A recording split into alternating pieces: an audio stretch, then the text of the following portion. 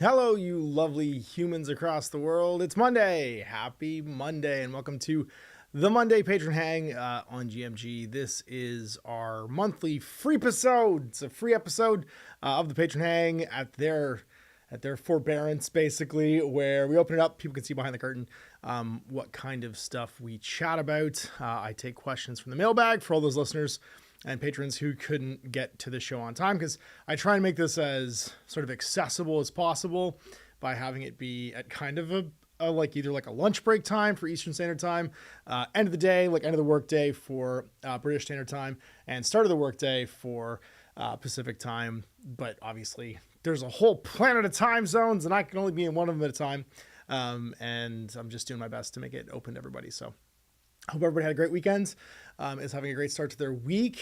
And in this show, I just kind of chat with the chat, catch everybody up on what's been going on, take questions, answer any, like, sort of in real time, try to answer questions about like the latest episodes you guys have seen posted, talk about what I can talk about, what's coming up, and generally just catch up. We do this every single week on the Patreon, and you guys can join in too once a month. It's the last Monday of every month. I'm going to try and do these where you guys can kind of like hang out and hang on. So let's go to the chat, see who's here, see who's hanging out and what's been going on. We got Dan Falk here, Atragon X is here, Gizmo Math Boy's here, Sharp Angles here, Chris Banks is here, Paul's Paint Shed is here, saying hello. Hello, hope everyone well, painting Scumbag Bandit Samurai. That's cool, Paul's Paint Shed. That sounds like fun. So what's been going on with me this week? Well, you guys got to watch sort of the results, most of the results already. Also going on today of my work week last week. I got to film the most recent game media episode of Grimdark Media, which was a lot of fun. We did House of Hell, and if you guys haven't watched that episode yet, man, I forgot. So like, it's one of those times where you like, it was once you realized how messed up some things in your childhood were. Like rereading that book, I was like, I was 8 when I read this. This is bonkers. And then going back in time and being like, I was mostly unsupervised through all of that too. It's just funny how different my kids who are the age I was when I read that book were, and what they would be interacting with today and what I'd be okay with them interacting with today. And it is a book full of Satanists and murder, and yeah, it doesn't pull any punches. So if you want to see how absolutely out of its mind that book was, you should go check it out. And it's funny because looking at my original copy, my later printing that I have, which is like my playthrough copy, and then looking at the new one, they have toned it way down. The original version has like 3 or 4 illustrations, including one with like the woman being sacrificed on the table, like all the goat head masks and Satanist stuff is all pulled out in the newer editions. And obviously the new Scholastic edition is like completely has all of its artwork replaced with like really bad Fiverr digital illustrations that aren't very good. And Jay pointed out one of which is just literally a like Control V copy paste of a face and a whole body into just like a different background. And the vampire and the master of the house are like the same thing. So anyway, that was a lot of fun. We finished up Film the Table for Rangers of Shadow Deep. So we filmed the conclusion of that. If you've been enjoying that series, that's the wrap on that one. So we have our final sort of like mission and installment on that. And then, the ideas are percolating now for what the next one's going to be. We have a whole bunch of other like adaptations that we're kind of thinking of, and like, what do we want to do game media wise? What do we want to do? Like the inspiration to be drawn from. So that was a lot of fun. And then you guys on Saturday, because it was very popular, I got to watch my Inside Tabletop with Chris from Lords of War. We hadn't gotten to see each other for a few months, so it was great to catch up with him. And there's 2 more episodes already filmed of that. Because one of the things I decided I wanted to do is the first time we did it, he and I were like one of the first episodes we ever did. I did one with Colin Ross as well, which was really good. And they were like long form, and I kind of had the conversation kind of just went wherever it went. So this time around, Chris and I sat down and we caught up for like an hour, and we kind of hammered out like, what are the big 3 things that we were excited to talk about, because we hadn't seen each other for a while.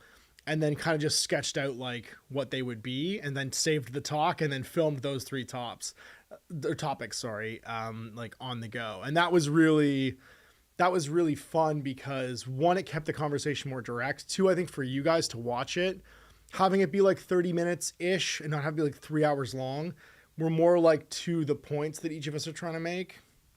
And I felt like it was just a better format for some of these conversations.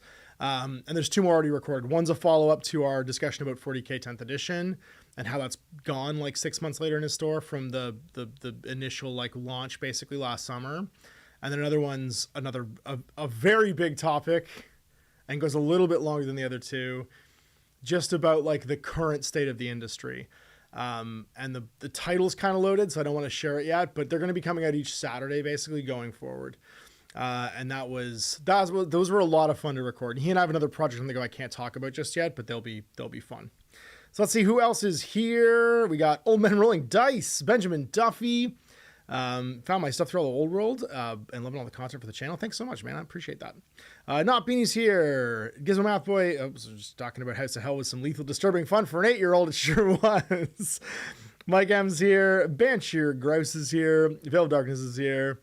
And Matt Tarpley is now here as well. You didn't miss anything, Matt. We're just catching up on, I assume, things you've already watched. Just talking about how my work week was last week. Atragon Hex says I should write an alternate House of Hell where you decide to just ignore the mansion and walk home. It's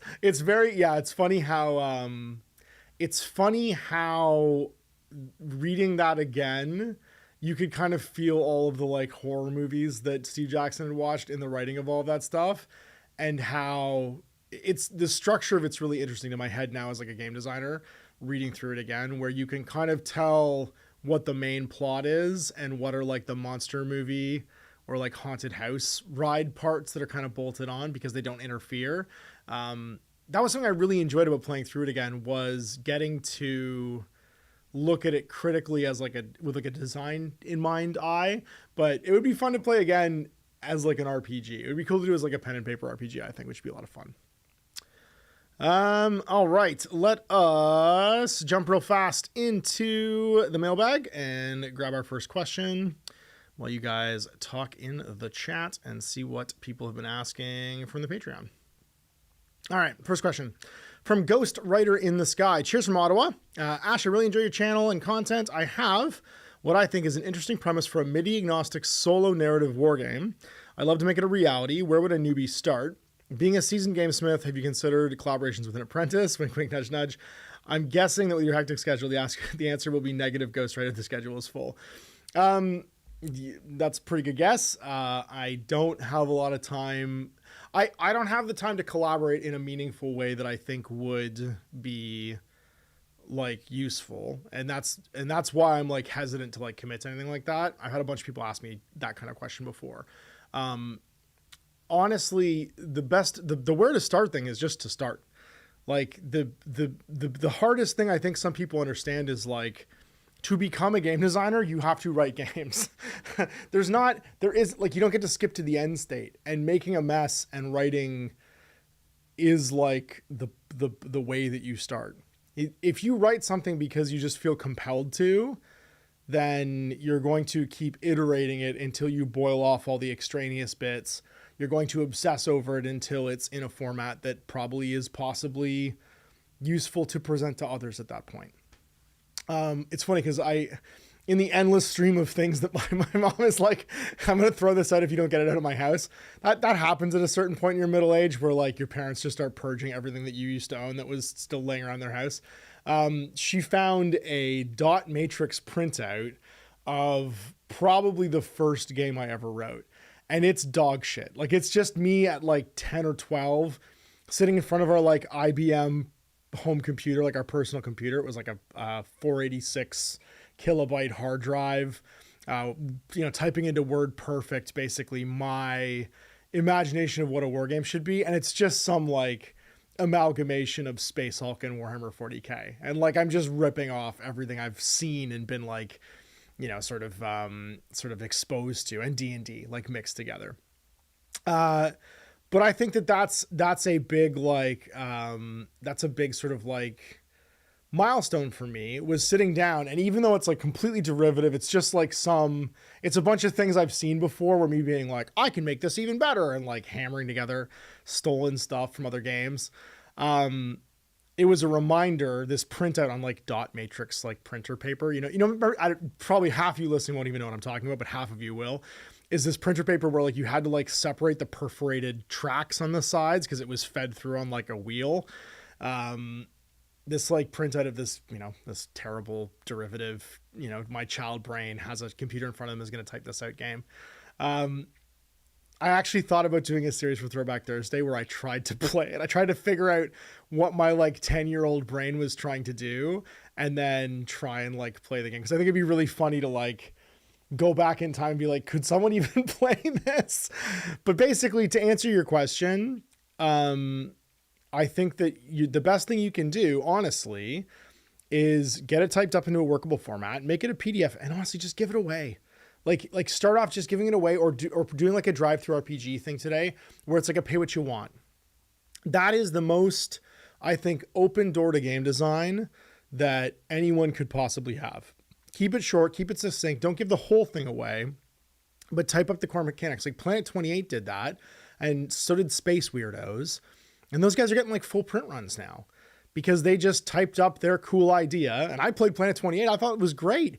It's raw, you know what I mean? It's in a raw format, but you have this marketplace basically open to almost anybody. If you can just put it in PDF format, you can effectively sell your game for $0 or whatever someone's willing to pay. And I just paid $5, you know what I mean, for these games when I first bought them, because I was like, no, this is like, look at this. This is a risk. So it's not going to get you nothing. And if you put out the raw core mechanics, people are going to talk to you and give you feedback and contact you, and you get to get that ball rolling. So I think the biggest sort of like, I don't want to say like impediment, but like the biggest sort of like almost, what's the word? Misconception about game design is there's anything stopping you from being like game designer right now. Anybody watching this, you can design a game tomorrow. All you need is paper and a pen or a computer, or, you know, your phone. Even you could write in a friggin' text document if you want, or your notepad. You just need to take, you just need to take the step of doing that and putting it down and then stepping back from it, looking at it and going, does this work? And then you're a game designer. It's like being an artist, right? You don't wait to be an artist. I had this conversation with Kat the other day because she said, I really want to go to art school when I'm older. And she's 10, right? So like she loves art. It's her favorite part of school. She loves drawing. She's very, very committed to it. So she's become quite good at it. Like you can tell.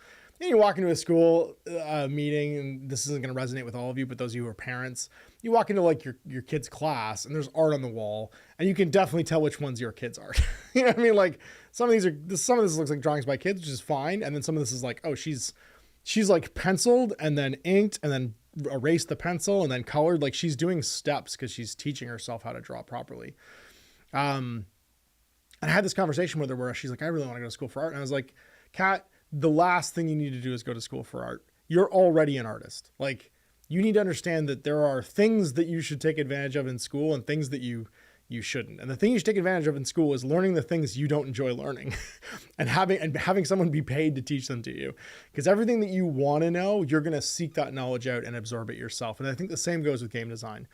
If you really want to design a game and you have a great idea that's burning to get out of your head, just go for it. Just start writing and put it out there, because one, there's nothing stopping you. And two, we've never lived in a better idea or a better era for having that like marketplace of ideas, especially for games.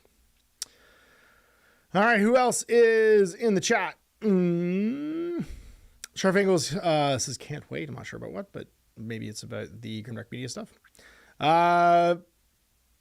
Paul Spain says, love the Grimdark Media episodes. Interesting takes from you and Jay, and always makes me laugh. I'm glad that they make you laugh. That is the goal, is that they're entertaining.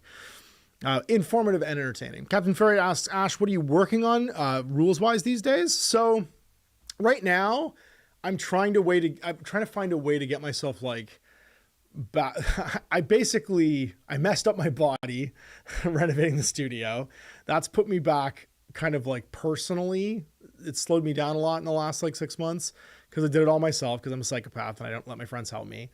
And then I'm recovering from that a little bit right now. And that means that I haven't been writing. I've been focusing on getting this stuff organized. I've also spent most of like my cognitive learning and like sitting in front of a computer time teaching myself to be better at this making a video thing.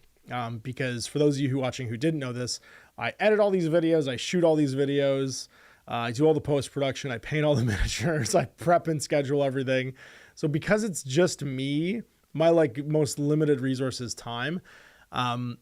And I needed to like find an outlet for writing because I've had ideas. And that's where the film to table thing came in with me and Jay. I really wanted to write something. I didn't know what I wanted to write, but I decided to just be like, no, I'm going to find something that's like a mishmash of all things I'm doing right now, like Grimdark Media, like, you know, reviewing games and checking out new games, and make it something that I don't have to worry about. It's not going to a publisher. It doesn't need to be it just needs to be something that's like, I can write it and it's free and it's fun.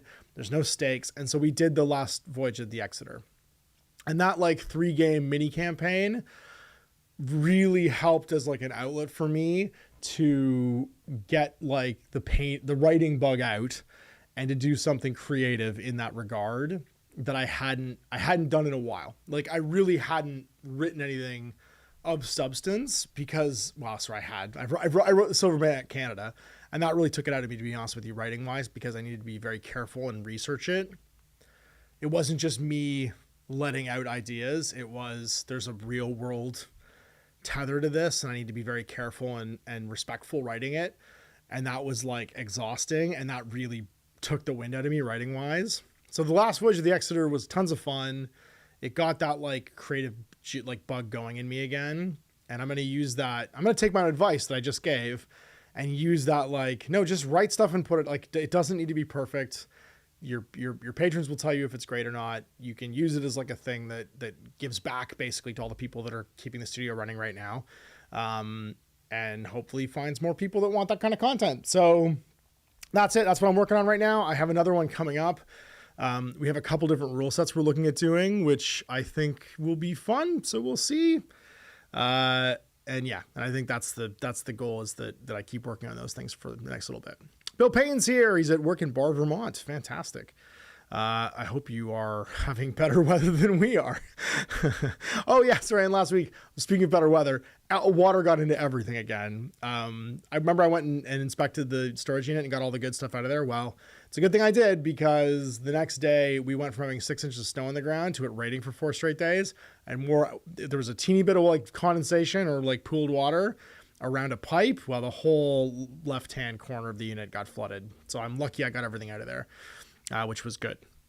And then also on my Tiguan, there's like rain gunnels, which are like these tubes that divert water from the roof of your car and from these like inlets in the front of the car down, and they've gotten clogged somehow. So I have like 2 inches of water in the floor of my car right now, and it's blowing out the electronics where like my seatbelt light keeps coming on. It's so stupid. Basically, there was like 6 water-related things chipping away at my sanity. Oh, and my frisbee or my chimney caps come off at my house. So I have water coming down my chimney right now too, because it's rained for 6 straight days. So, like I said, I've lost a bunch of sanity points in the last little while from water, but luckily all the GW board games from the 80s and stuff are fine and in good condition. So we kept the important things in one place. Not Beanie's here. Nick Butler's finally here. Fantastic. Why are you working your day off? Don't work on your day off. That's my job. I'm the one that doesn't get any days off. Not Beanie. The first step to getting good at a thing, embracing the suck and doing the thing. That is such great advice, and so succinctly said too. It's such a hard thing to give an answer to, because I answer that question a lot like in person when I go to like a gaming convention, or I do a panel, like I did all the panels at HowlCon last year, and I get asked about that game design or writing question a lot, and content creation thing a lot, because I think people have this, well, actually it's natural. I know people have this in their head, because I have it in my head, this idea that like, I don't want to do something until it's going to be successful. And that is the recipe to not succeed. If you don't do something until you've got it perfect, you think it's going to be successful, be it miniature painting, content creation, writing rules, art, anything, like literally anything. The getting started part and just getting over yourself and being like, no, I'm just going to screw this up 7 million times. Like there's that old adage that the amateur, I can't remember. The masters just failed more times than the amateurs started, I think is the sort of like the sum of that saying, that altruism. Or truism. That idea is very much true, especially in an industry like this that's so niche and so dependent basically upon self-starters, right? Nobody gets into this industry because they're going to automatically be successful, especially an industry as monopolized by one company as this one is. And especially, it's funny because I talked about this with Chris actually last week. I don't think we actually captured this thought in any of the videos, but I talked about how my contrarian instinct is like my own worst enemy, and how I absolutely refuse to just make algorithmically pleasing content. Like I fucking hate, I'm so on either sides of like, whether you're making like, you know, just internet hand jobs, or you're reading like a codex to do like lore videos and then just overlaying it over art you didn't make. Like that's algorithm. That's great stuff for the shitter. You know what I mean? That's great content for sitting on the toilet, watching 20 minutes about the Dark Angels or whatever that's going to be, because that's what's hot this week. That's what you guys are releasing. Those videos are fantastic when what you're after is the marketplace of the algorithm. And there's money involved in that. Like if you can do that successfully, and then vice versa, the hate videos where it's just like you hate on everything and it's all the end of the world. And it's harnessing negative energy for money. That algorithmic like push, pull, give and take of no matter what kind of content create, it just needs to get this upswell of attention, because that economy of money is just completely dependent on that. I just want to run in the opposite direction. I just want to make more videos about 80s game books that nobody gives a shit about except for me and the people that want to watch what I make, right? Because ultimately that's who my patrons are. People are interested in stuff that is never going to succeed algorithmically. And that contrarian nature and that willingness to make it and have it fail, right? And not fail, but like fail from like the popular metric, have it fail from the point of view of like, if that House of Hell video gets 2,000 views, I don't give a shit, because I know that most of you watching it in the chat today are going to get a kick out of the entire process of having done that. You know what I mean? Like, and that's more important to me. That's what this is for. And I would feel so gross making just that, like, whatever the pop culture content is right now. I don't know. I'm not trying to like sound like I want to be like this counterculture person, but I'm so uninterested in just making what everyone else is making. I'd rather, because I'm not interested in it. You know what I mean? It would be fake and it would probably feel gross to everybody else. Nick Butler says, I had a Panasonic KPX 1081 and printed all of my CV and job letters on it. Absolutely. Oh, you're talking about the printer. That's right. Mine was a HP, I'm pretty sure. Pretty sure it was because my computer was an HP as well. And I think everything had to be compatible to HP back then. Like if you had an HP 486, then like a Hewlett Packard, you had to have a Hewlett Packard printer. Like your accessories weren't necessarily compatible with each other. Malev's here. What's up, squad? Another obstacle that I find people are hung up on in game design is recognizing and separating a game from a product, which happens to be a game. Yeah. Well, I mean, it's that, I think you and I've talked about that before, Malev, right? Where like, do you jump right to being a product, or do you make something without the product side in mind because it's what you want to make? And I think a lot of those Kickstarter games that like start at product, that's why they're so kind of hollowed out right from the get-go, because part of it's derivative or part of it's based on another game's design, or it's iterative, you know what I mean? So like you have the core concept for a game and then you just skin it over with another IP or skin it over with another thing that you've already made before, and you're just iterating the first idea you had that was relatively successful. It's why, like, I think that Rivenstone thing, they're just trying to make, I don't know, Pathfinder-ish War Machine, and then they try to do a paint and then try to iterate on what Reaper does, not really understanding what Reaper does. And then they try to iterate on making a paint line, not really understanding that like all these paint lines are about the cult of personality of the painter involved. It just didn't succeed. You know, like you have a thing that doesn't work because you don't really understand that you can't copy someone else's idea typically in this space and have it work. What else we got? Vadokus is here. I'm gonna butcher all of these. Vidokus. I hate reading internet names. Superhero names are not my forte. Time Guy, come to miniature games, stay for the dad advice. I hope you do. That is something that I would say I am equally good at. I do love being a dad, and I actually think I'm pretty good at it. Captain Fred says, I'm gonna write a game tomorrow. Good. Well, there's no time like today either. And the left says, designing a game is a lot of fun, creative and enjoyable. Creating a product is a whole different boat. Absolutely it is. Because you can't create a product that you play with like building blocks or dollar store shit on your dining room table. It has to be something that the component part all of a sudden matters, right? Nick Butler says, one thing about creating your own game, please make sure to pay your artists, even if all you can afford is materials and product to help them create for you. Absolutely. Matt Chubby says, ouch, sorry you hurt yourself. Yeah, it's my own fault. It just happens.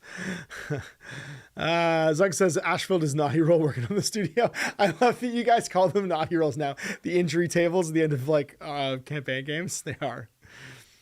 Malev says, I strongly encourage the chat to check out the website 750 Words. This has absolutely transformed my writing habit. Yeah, you know what's funny? I feel like that advice that echoes that whole thing that Joe told me.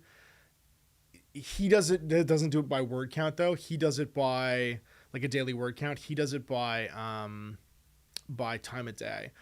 Some advice that Joe McCullough gave me ages ago, not even advice, it was just him talking about his process, was that he writes from like after he drops his kid off to school to lunch. So his kids go to school, about 10 a.m. he gets home, writes until lunch. That's about as much useful writing time as his brain has, where he can stay focused before he starts to like veer off track and his writing's not good anymore, where he'll like catch himself staring at the screen for like 15 minutes having not written anything.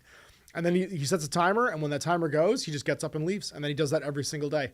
It's like jogging, you know what I mean? Where you just sort of write for a bit and then you're moving on. JJ Duke asks, what's been on the turntable? This morning, I started off listening to Bobby Tarantino 3 by Logic. And then I re-listened to, this is Danger Mouse and Black Thought. This is Cheat Codes. It's a fantastic album.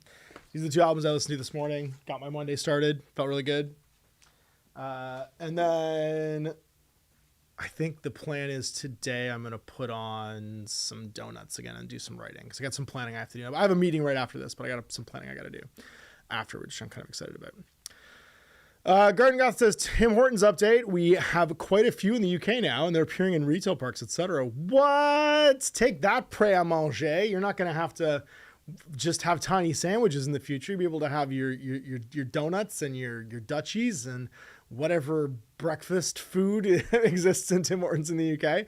See, I have a thing though, because a lot of franchises like that, when they go to another country, try and make their version of what that country likes for breakfast. I think you should just go hard, make it all Canadian. Just have it be the exact same shit you get in Canada, because that's, to me, like, that would actually make you more successful.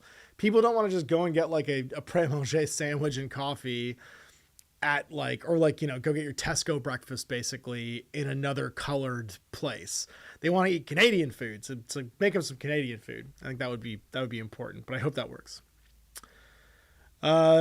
Miguel B says, how do you like Epic Games now that you have more games under your belt? I think they're great. I'll be honest. I'm very excited for the expansions and stuff too, because I think that the core foundation of Imperialis is really strong, and that there's lots of like, especially in like the army list variation, I'm really hoping we get more army list styles to play it in different ways. I think the core style is great. I think it'll be cool to see other ways of like building your detachments and stuff like that going forward in the future. So we'll see what ends up happening with it. But what I really want now is I want a spaceship game set in the Horus Heresy. I just want my BFG Horus Heresy, because then I could do Horus Heresy Epic, and then like Horus Heresy 28 mil, and then just give me like some kind of kill team Horus Heresy thing. Give me like a Black Shields and Shattered Legions, like small unit combat in Horus Heresy, and I'll be like, whew, yes, all the flavors. It'll be perfect. Bill Payne says, it's just wet freezing drizzle here and no flooding today. Bill Darkness laughs at internet hand jobs. Yeah. Not Beanie, I agree. I feel the same way. And then Nippo says, I had a Tim Hortons at Lakeside Bluewater in the UK last year. Also, we have a Wendy's, Popeyes over in Croydon now. You have Popeyes? You can have a Popeyes and Nando's in the same place? I feel like that would fall apart. All right, let's take another question from the mailbag. I think this might have been answered already, but you have anything you'll be putting in the pipeline with the new Blaster Lexi Studios pipeline? I bet the answer is maybe, and if so, months away. Also, I love the House of Hell playthrough, 3 deaths notwithstanding. Look forward to similar things in the future. So that's referring to the fact that For the patrons, so to give them like some familiarity with House of Hell before the video came out, I ran like an RPG with everybody, where we did like as soon as we got 3 like in the chat answers as to what the paragraph we should go to is a decision tree, the patrons got to navigate House of Hell, and I just did all the narration, and it was super fun. Super fun, dumb fun. I'll do it a million times. I don't currently have anything in the pipeline for Blaster. Like I said, I'm just doing like patron supplements right now for all the various games they love, especially if they pick it for like a Grimdark Media or something like that, and doing this like film to table thing because I need to shake off my funk for writing. But if you want to go check out my latest thing, it's Silver Bayonet Canada, which is available now in North America as well, I believe, and not just in, I think it just came out in North America and not just in the UK. All right, we've got another one and that was from Gizmo Math Boy. Zug1974 says, your love for choose your own adventure games has shined through with your content lately. Out of curiosity, have you ever read any of the Van Ryder Games graphic novel adventures? They're like fighting fantasy graphic novel hybrids. Curious of your opinion of them since you're such a Final Fantasy aficionado. Here's a link if you've never heard of them. It's from Van Ryder Games. Okay, I've never heard of them. I have not played them, so I will check them out and then ask me again next week, because I'll try and read through at least one of them. If I can buy them in digital, I'll check one out, and then ask me them, and I'll give you some backup. Nick Butler says, as a game designer, what's your favorite dice to build game systems with, and why isn't it a D2525, Nick? so Nick is turning into my my Paul Rudd, where every time he asks a question, I don't think it's going to be about Cleopatra 2525. This is the Mac and me of this live show. So Nick is just committing to this. He's my Paul Rudd. And I start reading the question, and I don't think it's going to be about Cleopatra 2525, and he fits it in somehow. More seriously, though, how do you feel about playing cards in place of dice? I think the RNG, which is to say random number generator for those of you listening, of a miniature game is all about 2 things. One, the feeling you're going to get elicited by it. So, like, give you an example. Let's talk about 3 different feelings you can have in game design. You can have feelings of control and franchise. So, for instance, a hand of playing cards, you have the RNG of I draw the playing card into my hand, but then, for instance, in Malifaux, you have some feelings of advocacy and franchise, which means like you're in control because you get to pick when you play and how you play those cards. They let you cheat, as it were, out of your hand into the fate of the flipping of the deck. That is a feeling being elicited by that mechanic. So without the playing card hand, all of a sudden you're just flipping. It's just rolling dice, right? It's just cutting cards, rolling dice. So again, it's the tool of giving you some feeling of agency. Then flip side, like the D20, for instance, lots of sides on a D20. You have, if you're trying to elicit surprise and wide variables, a D20 is a great dice. Same with a D100, because you have this very wide set of variables you can have. A D100, though, can also be very precise, because a lot of people use D100s for percentile stats, like in Warhammer Fantasy Roleplayer or Inquisitor. The D100 gives you this like granularity of stats, where if you have a 1 to 100 stat and you're trying to roll under it, people feel like there's a lot of like control and probability there, because human beings are like coded to feel like a 1 in 100 chance, a percentile chance is like really accurate for some reason, even though it doesn't super matter, and you can get the same result. Like you can get a 66% chance by rolling a D6 or a D100. It's the same thing, but you feel more in control, and like there's more granularity in the D100 somehow. And the D20, that wild swing of the D20 again can create excitement. Then the humble D6, as they call it, you can feel a massing of power if you roll handfuls of them. That's one of the things that GW's game design back in the early days was very keyed into. It's fun to roll bigger piles of dice, and the bigger your pile of dice is, the more powerful you feel as you accumulate dice and roll all of these dice. It feels really powerful. But then you can also use them to create bell curves, right? The D6 is actually really powerful at that probability and statistic thing too, of making it feel reliable by doing a bell curve of 2d6, where because there's a widening of results in the 6 to 8 range, you feel like if you can move the probability of what you need to roll into that 6 to 8 range, you're probably going to land it. So yeah, and Battletech's very, very into the 2d6 roll. War Machine uses the 2d6 roll, stuff like that. So like, I think RNG in game design is really important, and we're trying to like, when you're a game designer, we're trying to pick the right tool to create the right feeling. I think. And whether it's that feeling of like crunchy precision, excitement, or like just kind of raw fun, you're just going to pick the right thing for the right job. If you're keyed into that for whatever your RNG mechanic is. And then the other side of that is some people will just pick what's convenient. D6s are convenient because they exist everywhere. D&D dice, like the polyhedral dice set, is convenient because a lot of people own those 6 particular dice. And those become like a convenience factor. I don't know if you guys remember, but there was a lot of games using D12s when I first started the channel 9 years ago. And I had a hard time finding just individual D12s because it wasn't a commonly used die. And then we tried using them later on in other games too. Like we used them in Alpha Strike, and it wasn't easy to get our hands on them. So let's jump back in and listen to the chat and see what's up. I got to scroll back now though, because I've lost a bunch of, there we go. So in other words, I've been talking not to the chat. And so we're back in here. So I just talked about Malev, talked about Epic, talked about Tim Hortons, talked about internet hand jobs. Malev, making things authentically creates authentic connections. Sometimes that these reactions from channels will never be able to maintain. I don't think that's true, Malev. Honestly, I think that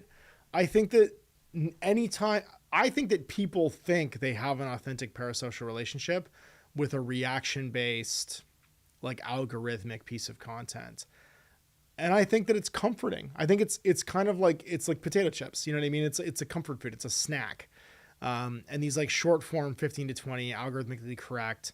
It's funny because they even joke about it now. There's people who will joke like, I'm supposed to say the premise of this video in the first 30 seconds. And if you're still here, I'm supposed to save the punchline until minute 10 because that way I get as much engagement. Like people even telegraph what they're doing now to kind of wink at the audience and make it seem like that's not what they're doing, but they're still doing it, right? Like it's almost become a way of like trying to signal, yeah, you're inside the joke. You know, this is the kind of content we're making, but it's still that content, if that makes sense. Like it's almost hard to break out of it at some point because you want to get 100,000, 50,000, 100,000 views and be reactionary and also be current, but it's such a treadmill.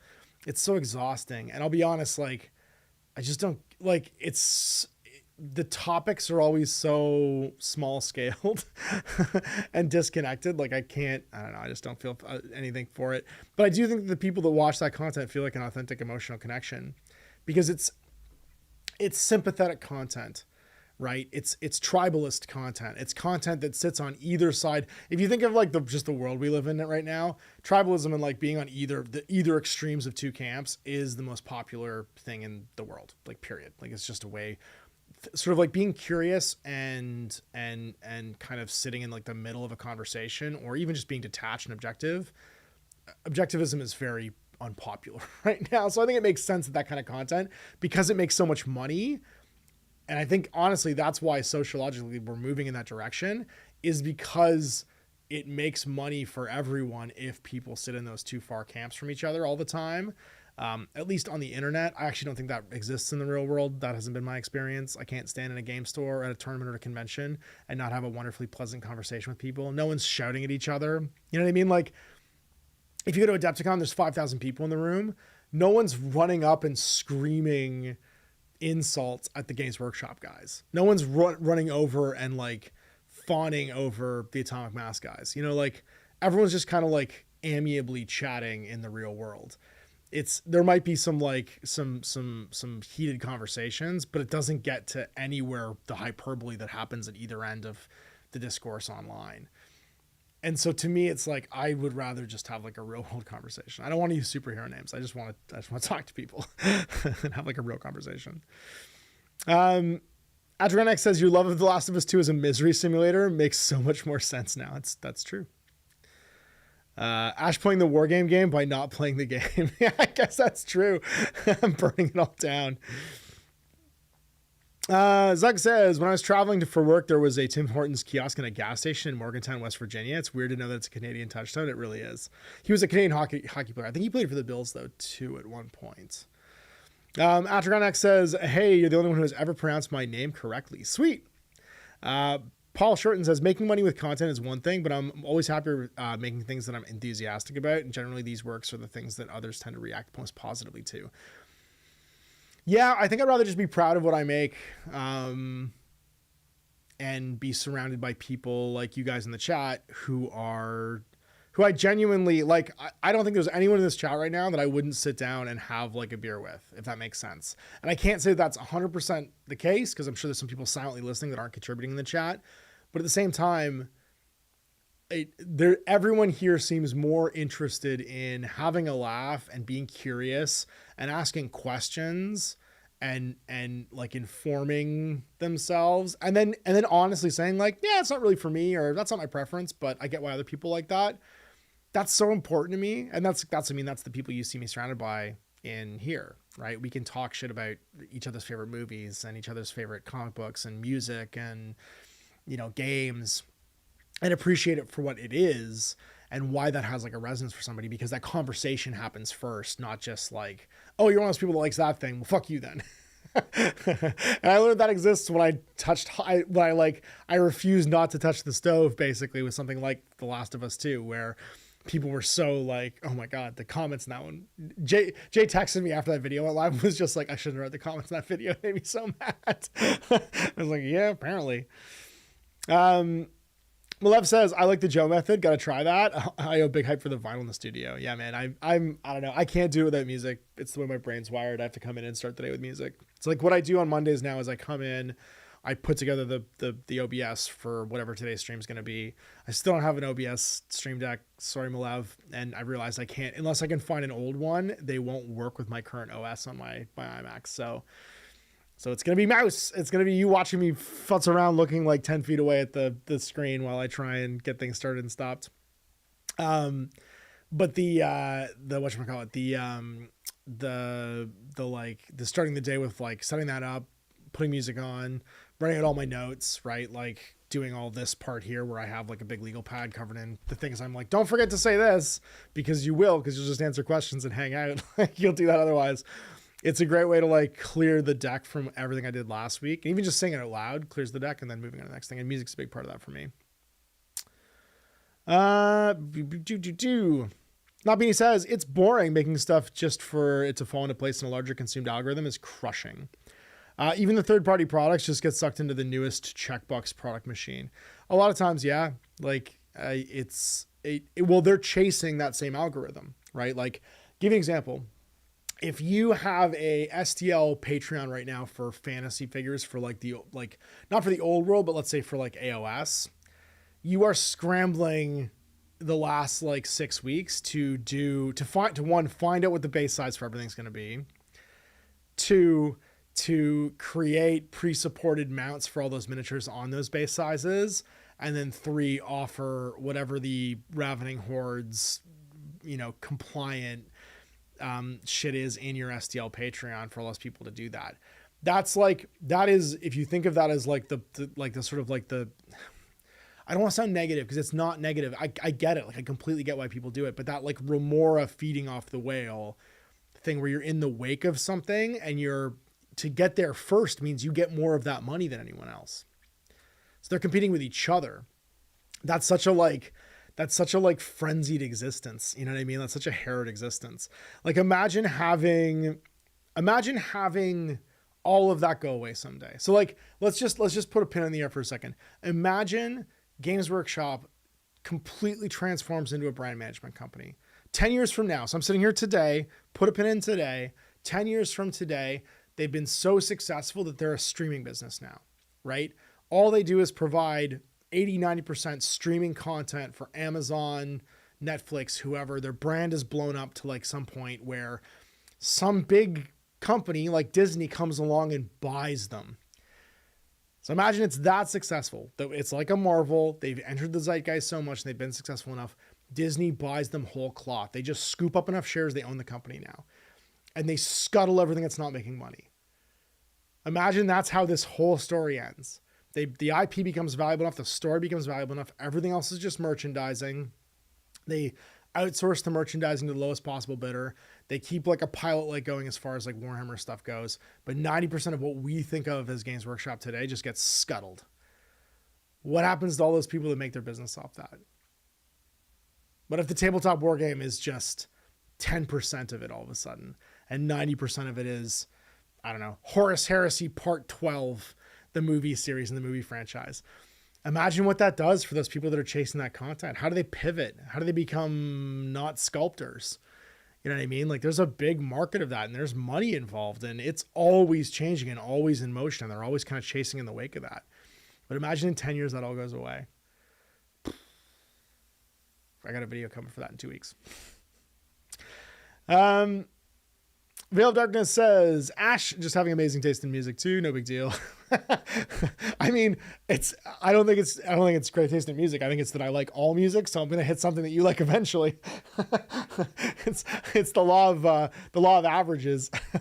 The music I like is pretty broad. I love music the way I love writing in games, right? Like it's not that I'm not choosy. I like specific things inside each genre of music, but at the same time, I appreciate the emotions drawn out by all kinds of music. And I'm not the one type of music person. You know what I mean? Like I'm not a guy who's just going to be like, no, I like this kind of music and nothing else, because I think that music is like games, music elicits like experiences, and I'm up for that all the time. And it's really easy to access.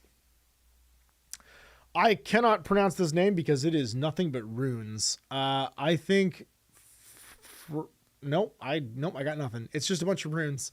I'm learning Japanese from an app. I do 15 minutes a day, whether I feel like it or not. That's a fantastic way to learn anything.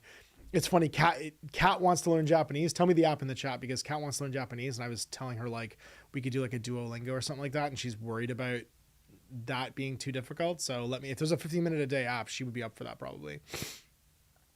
Chris Alcala says, any chance you're going to do another revisit to Don't Look Back 2nd edition? The new models are really good, and the new book is so much more involved. I love this game. I would love to, absolutely. Veodokus says, I listen to CDs much cheaper. Yeah, it's true. So it's funny. I had this conversation with my kids when they were here once about why I like records. Is that, and this is just like the crazy in me, is that if everything else goes away, I can still listen to records. If there's no electricity, I can listen to records. And I proved that to them when I had them like put their ears up to a speaker and I just spun the record by hand, and they could hear the basic, like they could very faintly hear the music, because there's nothing digital about a record. And there's certain things, maybe it's just like the like emotional quotient of that, but owning music that is forever is like super important to me. And I have a bunch of records that were like my dad's. I have his copy of Rumors by Fleetwood Mac. I got some Crosby, Stills, Nash & Young that's his. I have like an old April Wine. Like knowing that no matter what, that music will last forever, especially today when like the main way I listen to music is Apple Music, which means tomorrow, if Apple Music goes away, I cannot listen to this every piece of music ever made collection of music. I think about that. And so if there's music I want to listen to for the rest of my life, I go and I buy it on vinyl. What else we got? Don Chimister's here. 70011011111. Back bacon with pan slathered in Molson's. Sure. I've done that. It's a shore lunch. Dan Sprinkles here. Nearly forgot to tune in. Well, I'm glad you're here, dude. And Ewan Smith's here. Fantastic. I get a genuine emotional reaction when I watch GMG. Oh, thanks, dude. Even if it's just me being a complete moron, I like to be amusing. I'll be a clown. Chris says there was a Tim Hortons in Kandahar Airfield. There was. I had a coffee too there when passing through. It's wildly popular. It's funny. Opening the Tim Hortons in Kandahar was a big deal for the Canadian Forces guys there. I know some of them, and that was a big like. That did more than a lot of like having a good internet connection to be able to like, video chat with your family back home. Being able to go and get a Tim Hortons coffee in a Tim Hortons cup was a huge deal. And it's funny how we find comfort in those things, right? In that like sense of normalcy. Lorcan Eagles here and says, hello nerds. Veil of Darkness says, I'm genuinely intrigued by the breakdown and analysis of gaming and hobby space. I'm glad. Hey, Mike Grimshaw's here. Fantastic. I'm never late, nor am I early. I arrive precisely when I mean to, which is now. Lorcan says, I just finished watching the new Grimdark Media episode. I still have a couple of fantasy books, and I'm so tempted to pull them down and give them a play. Terrier Halo says, I feel like some kind of leech watching for free. Well, dude, you're still... you can... If anyone watching GMG, it makes me happy. And just making a comment liking the video and subscribing, if I don't make algorithmic content, which I'm never really going to, like it's just exhausting and would be exhausting, and I don't want to do that. The closest I come is the book reviews, I think, and even then, it's like if you watch the new book review, it's just me giving my thoughts for the Deathwing Assault one. It means so much to just engage with a video past watching it, and that's why so much of like I think what pushes down things in the algorithm is watching it on like watching it embedded through like a Facebook or something like that, where you're not actually going to it and then like liking it and like saying something. If you just tell me fuck off in the video, like that's actually great, please do. Whatever your reaction is, give me a thought and a question, because that's the engagement is the one thing that is like a fuck you to the algorithm, because then it doesn't matter the topic and the title and the thumbnail.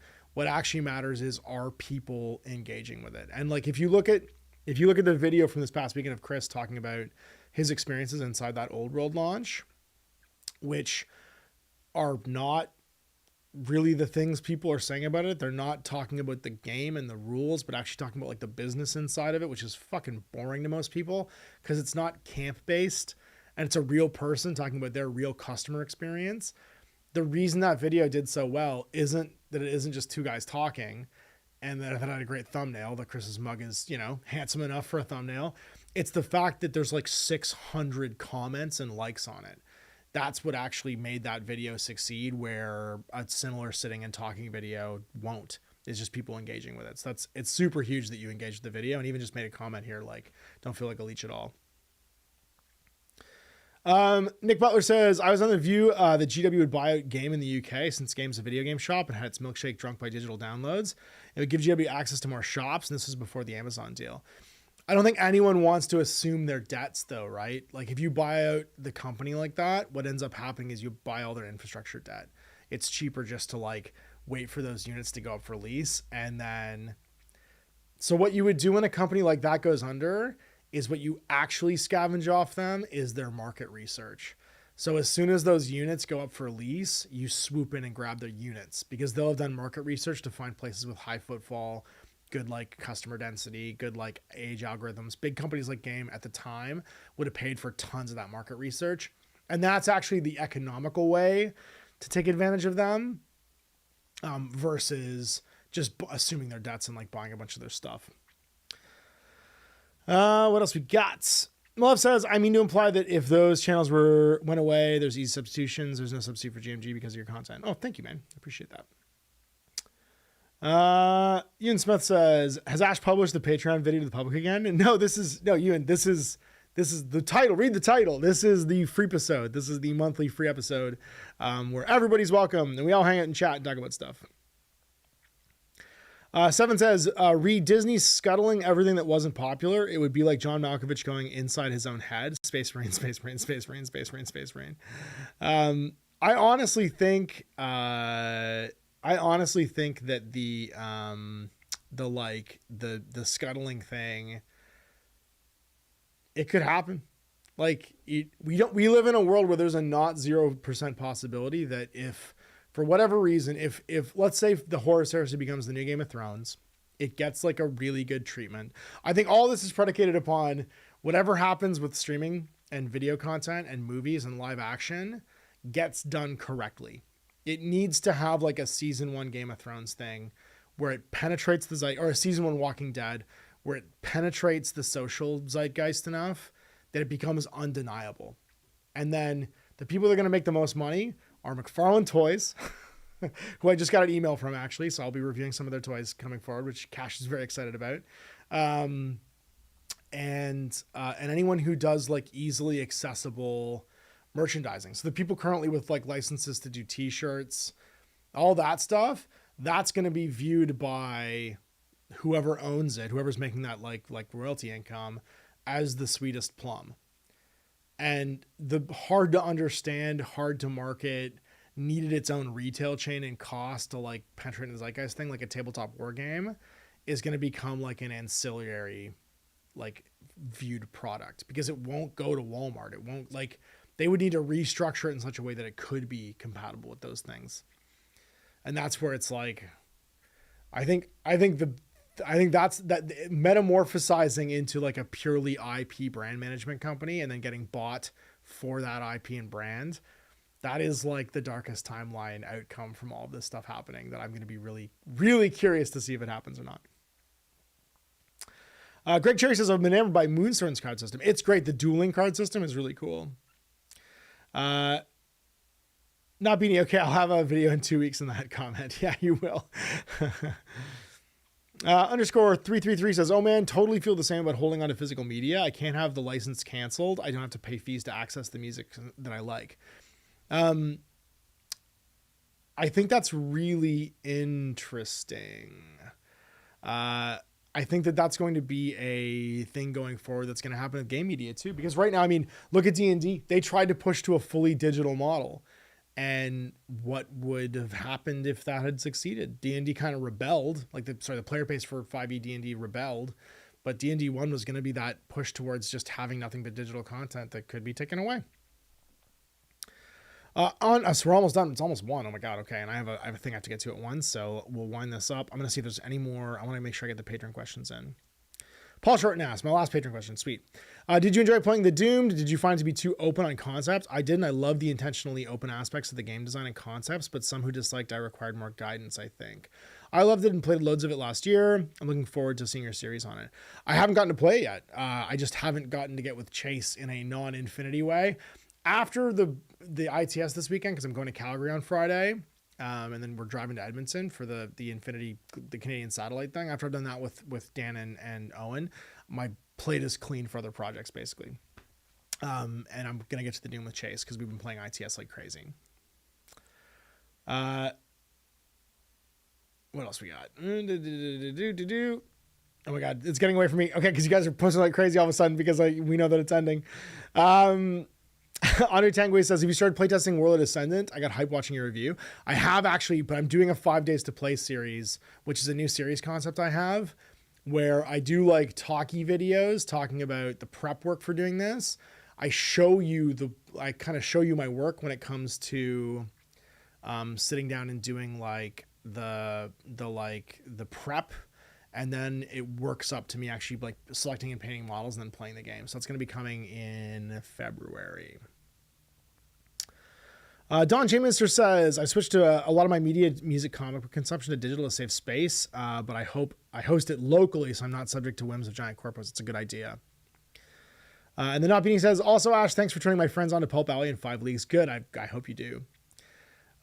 All Nordic runes again. I'm sorry, I don't know I don't know if it says friend in Runic. I'm not really sure. Duolingo asks, when you first install it, how long you'd like to spend per day. So you said 15 minutes. It isn't very hard, but sometimes the writing is a bit of a grind. Okay, awesome. So it is Duolingo. So I'll look that up. Atragonek says, you asked for it. Ewan Smith says, I really like the new GMG style of book reviews. I'm glad you do. And Don Ash said to respond to his new videos with fuck you. You heard it. I did. I don't care. It's all engagement. Owen says, free watcher sending good vibes, dude. Well, thank you so much. Bill Payne says, Apple and Amazon can't take my dad's and my Ray Charles, Willie Nelson, and Talking Heads records. Soil says, bump. What else we got? John Ashley Smith's here. Damn, I need relief from my existential dread all this month. Martin Warburton says, hi, Martin.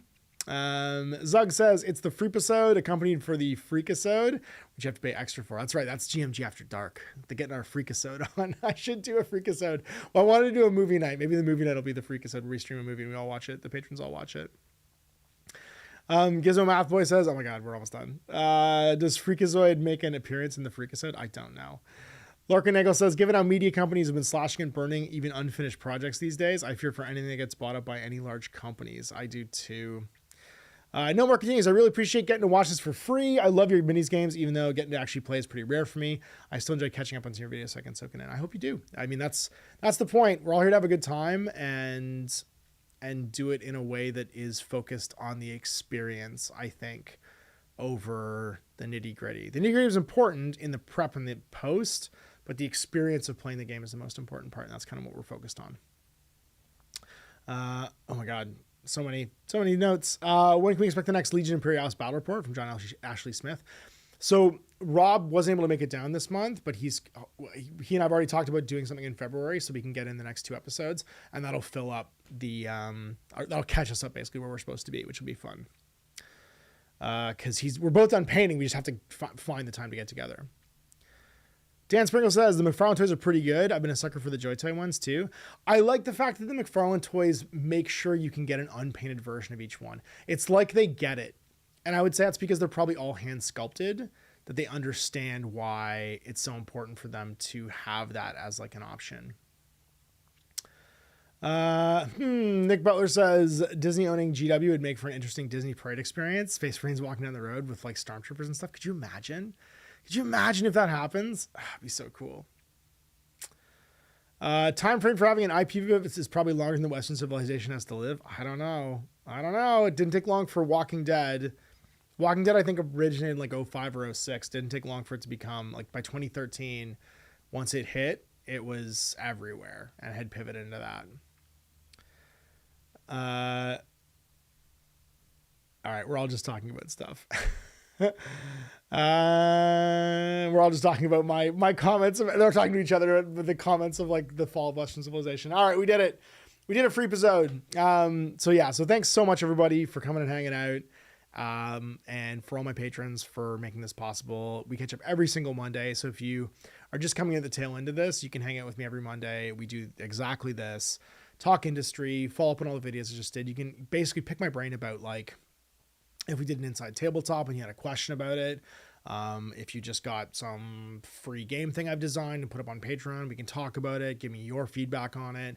I can answer your questions about being in the industry, about the studio, about upcoming games, my opinions of products, my relationships with those companies, all that stuff. We've also got coming up, like I said, Colder Than Carbonite. So I'm recording a podcast for Tactical Awareness going up and back with Owen and Dan. We'll see how I do at the Canadian Nationals for Infinity. It's the first time in a long time I've like tried to play in a tournament, if that makes sense. And I'm pretty excited about it. I got another guest coming in for Inside Tabletop and also to play some Silver Bayonet Canada. My friend and author, Miles Cameron is his author name. So if you want to look up his books, he has got a absolute plethora of really cool historical fiction and fantasy stuff written, which I highly recommend. Really great fantasy writer. If you like that, like Joe Abercrombie dark fantasy stuff, he writes in that vein, and it's really well researched and really well done for his historical stuff as well. He knows more about Western civilization's history than I think anybody I've ever met, and is curious about all other history. So he is a fascinating person to talk to, and I can't wait for him to be on here.